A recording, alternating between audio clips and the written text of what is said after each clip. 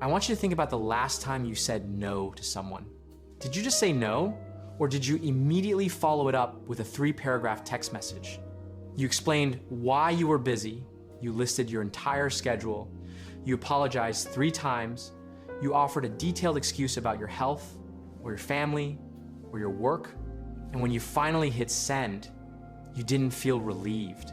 You feel exhausted. You feel small. And deep down, you feel a lingering anxiety. Did they believe me? Are they mad at me? If this is you, I want to start with a very important distinction. Because depending on how your brain is wired, you might be doing this for 2 very different reasons. For some of you, especially if you have an ADHD or autistic brain, you over-explain because of what psychologists call bottom-up processing. To you, details aren't clutter. They are the structural components of the truth. You explain because you value accuracy. That is not a flaw. That is a specific cognitive style. But for many others, this habit comes from a different place. It comes from trauma. In psychology, we call this fawning. Fawn is the 4th trauma response, right after fight, flight, and freeze. It is a defense mechanism developed by people who learned early on that to be safe, they had to be agreeable. When you over-explain from a place of fawning, your subconscious mind is screaming, "Please don't be mad at me. Look, I have a valid reason. I am still a good person." You are not communicating information. You are begging for permission to have boundaries. And today, we are going to stop begging. Here is the hard truth that we need to face. It is counterintuitive, but it is backed by social psychology. The more you explain, the less you are respected. There are 2 powerful psychological principles at play here. First is status signaling. In any social dynamic, the person with the higher status explains less. Think about a respected leader. When they make a decision, they state it. They don't justify it. When you offer unasked for explanations, you are signaling submission. You are telling the other person, my time is not my own. My decisions require your approval. Second is the scarcity principle. Human beings are wired to value what is scarce. If you are always available, always explaining, always trying to accommodate everyone, you become a commodity. You are teaching people that your energy is cheap. There's a brilliant insight I saw recently that sums this up. You stop being available, and the world suddenly starts seeing you in a new light. This isn't about playing games. It is about self-respect. When you stop over-explaining, you create a sense of autonomy.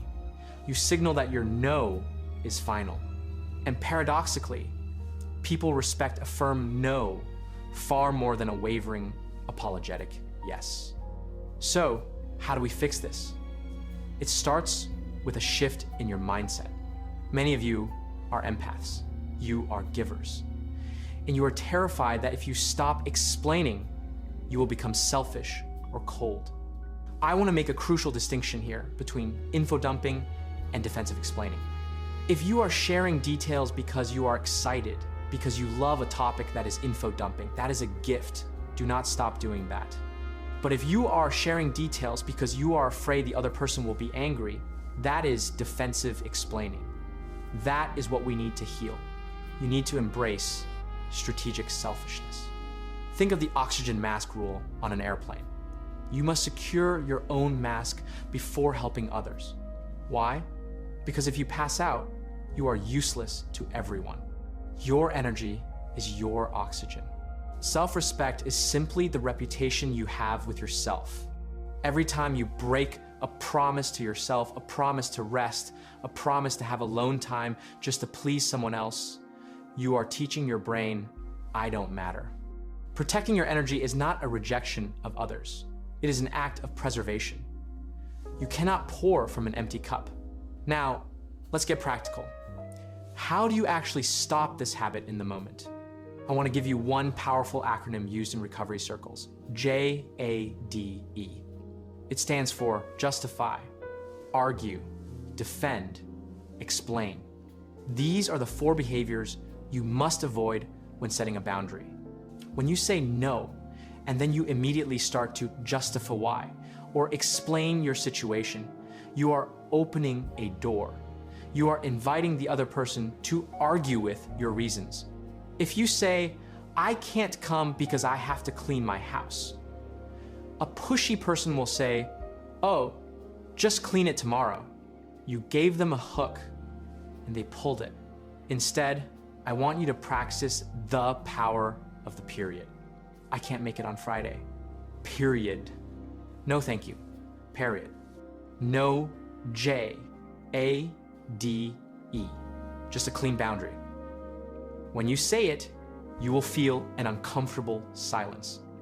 Your anxiety will scream at you to fill that silence with an excuse. Do not do it. Sit in that silence.